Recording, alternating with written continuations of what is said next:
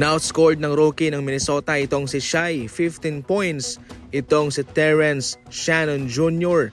Samantalang si Shai, 14 points lamang. Nagkaroon ng crucial na papel itong si Shannon Jr. sa rotation ng Minnesota. Wala siyang warm-up, hindi siya pinagsabihan na ipapasok, tinawag lang siya at nag-deliver siya ng solidong kontribusyon para sa kanyang kupunan. Umabot lang naman ng 42 points ang tambak ng Minnesota laban sa OKC Thunder. Nakalak ang depensa ng Minnesota especially kay Shai Gilgeous-Alexander. 14 points lamang siya at walang masyadong ganap sa 3-point line. 4 lamang ang kanyang free throw.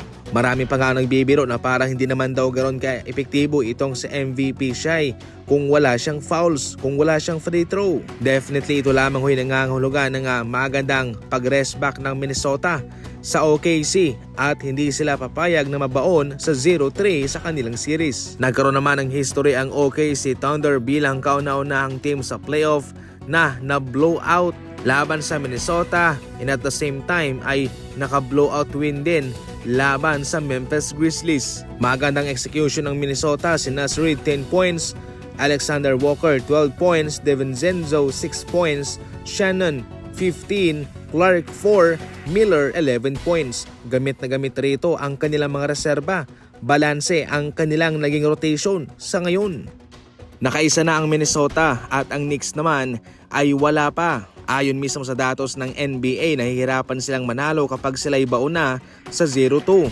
And actually sa ating mga nagdaang balita ating pinag-usapan na ang Knicks ay walang panalo kapag sila'y baon sa ganyan. So definitely bukas sa kanilang laban ay malaki ang tsansa na sila'y matatalo pa rin dahil home court na po yun ng Indiana Pacers. Maganda pa naman sana ang istorya ng dalawang team na ito, ang Knicks at ang Minnesota, sapagkat win-win ang kanilang ginawang trade dahil sila ngayon ay nasa conference finals. Ngunit magkakaroon dito ng factor mga idol kung sino talaga ang totoong nanalo sa kanila, kung sino ang makakaabante sa kanila. Halimbawa kung ang Minnesota ay makakalusot at makakapunta sa NBA Finals at yung Knicks naman ay matatalo sa Indiana Pacers, ang kakalabasan mananalo itong Minnesota sa trade nila sa Knicks. Vice versa lang yan kung yung Minnesota ang malalaglag at yung Knicks naman ang makakaabante, definitely yung Knicks naman yung panalo.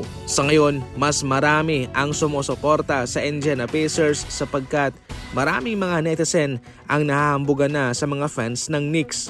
Samantalang balanse lang ang tapatan naman ng Minnesota at ng OKC. Ang tanong, may pagpapatuloy ba ito ng Minnesota sa Game 4 o kung makakabawi naman ang OKC sa kanila?